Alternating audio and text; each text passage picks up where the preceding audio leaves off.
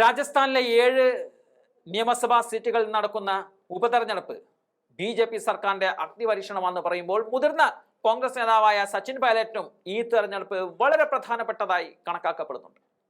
സച്ചിൻ പൈലറ്റിന്റെ തിരിച്ചുവരവിന് ഒരു പ്രധാന ഘടകമായി മാറും ഈ ഉപതെരഞ്ഞെടുപ്പ് എന്നതിൽ തർക്കമില്ല. 2023 നിയമസഭാ തെരഞ്ഞെടുപ്പ് മുതൽ സച്ചിൻ പൈലറ്റ് കേന്ദ്ര രാഷ്ട്രീയത്തിൽ സജീവമാണ്. എന്നാൽ സംസ്ഥാന രാഷ്ട്രീയത്തിലേക്കുള്ള തിരിച്ചുവരവാണ് സച്ചിൻ ലക്ഷ്യം വെക്കുന്നത്. 2023 നിയമസഭാ തെരഞ്ഞെടുപ്പിലെ തോൽവിക്ക് പിന്നാലെ രാജസ്ഥാനിലെ ആഭ്യന്തര കലഹം പരിഹരിക്കാൻ കോൺഗ്രസ് സച്ചിൻ പൈലറ്റിനെ ഡൽഹിയിലേക്ക് മാറ്റുകയായിരുന്നു. മല്ലികാർജുൻ ഖാർഗെയുടെ പുതിയ ടീമിൽ പൈലറ്റിനെ ഛത്തീസ്ഗഡിന്റെ ചുമതല നൽകി.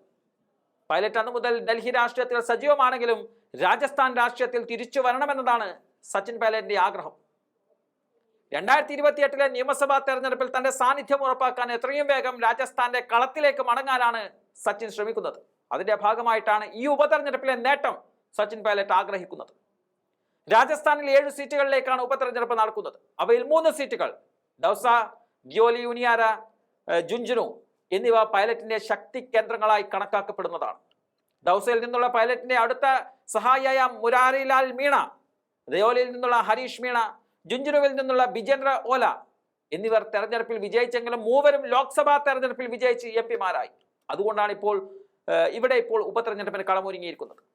ഇപ്പോൾ ഈ സീറ്റുകളിൽ പൈലറ്റിന്റെ അനുയായികൾക്ക് മാത്രമാണ് ടിക്കറ്റ് നൽകിയിരിക്കുന്നത്. പൈലറ്റിന്റെ തട്ടകമായ ടോങ്ങിന് ചേർന്ന് കിടക്കുന്ന മണ്ഡലമാണ് ദിയോളി.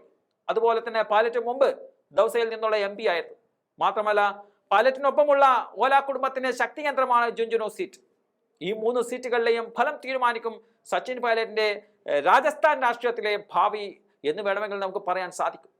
ഈ 3 സീറ്റുകൾക്ക് പുറമെ രാംഗഡ്, സലാംപൂർ, ചൗരാസി, ഖിൻവസർ എന്നിവിടങ്ങളിലാണ് ഉപതെരഞ്ഞെടുപ്പ് നടക്കുന്നത്. ഉപതെരഞ്ഞെടുപ്പിൽ ഈ സീറ്റുകളുടെ പ്രകടനം മികച്ചതല്ലെങ്കിൽ സംസ്ഥാനത്ത് കോൺഗ്രസിനെ വലിയ നാണക്കേട് നേരിടേണ്ടി വരും. 2024 ലോക്സഭാ തെരഞ്ഞെടുപ്പിൽ രാജസ്ഥാനിലെ 25-ൽ 11 സീറ്റും കോൺഗ്രസ് സഖ്യം നേടിയിരുന്നു.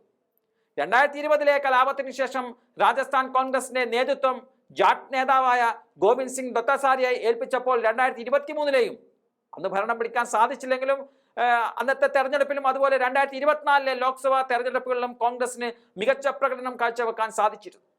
ജാട്ടുകളും കോൺഗ്രസിന് അനുകൂലമായി തന്നെ പരസ്യമായി രംഗത്തെത്തിയിരുന്നു.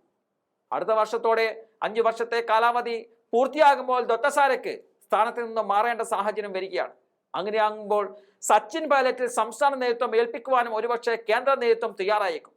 അതിന് ഈ ഉപതെരഞ്ഞെടുപ്പിലെ മികച്ച നേട്ടം സച്ചിൻ പൈലറ്റിന് അനിവാര്യമാണ്.